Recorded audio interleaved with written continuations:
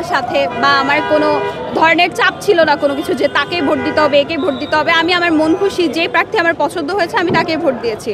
তো এই জন্যই হচ্ছে আমার মনে হচ্ছিল যে আমি পৃথিবীর সবচেয়ে সুখী মানুষ, যেহেতু আমার আমার সাবজেক্টটাই হচ্ছে লোক প্রশাসন। তো আমি লোক প্রশাসনে এরকম ডেমোক্রেসি নিয়ে পড়াশোনা আরও বেশি হয়, এসব চর্চা কীভাবে করতে হয়, বাট আমরা ইমপ্লিমেন্টেশন আসলে খুব একটা দেখিনি এই পর্যন্ত। ফ্যাসিবাদ আমলে তো অলমোস্ট দেখিনি বললেই চলে, আর আমি তখন ওই সময় খুব মানে ছোট ছিলাম বলতে গেলে, ওই সময় তো আমার কোনো প্রয়োগ করার ক্ষমতা ছিল না। তো এখন খুবই ভালো লাগে। 3 মিনিটের মতো লাগছিল, 41 জনকে দিতে হয়েছিল, মানে হল সংসদ সহ আর কেন্দ্রীয় সংসদ প্রার্থী। জি জি জি, আমি হচ্ছে 3 মিনিটের মধ্যেই শেষ করেছি। ভিতরের পরিবেশে আমি যাওয়ার পর হচ্ছে আমাকে আসলেই যাচাই করেছিল যে আমি কি আসলে স্টুডেন্ট কিনা, বা আমি কেন, যেহেতু আমি মানে চশমা পড়তাম, বাট আমি ফর সাম রিজন আমার চশমাটা নষ্ট হয়ে গেছে, তো আমি আজকে পরে আসতে পারি নাই। তো আমার ওই ছবিটা ছিল, ওই যে কার্ডটা আমাদের ঢাকা ইউনিভার্সিটির আইডি কার্ড, ওখানে আমার চশমা ছিল। তো উনি বলছিল যে তুমি কি আসলেই দিতে পারবে ভোট?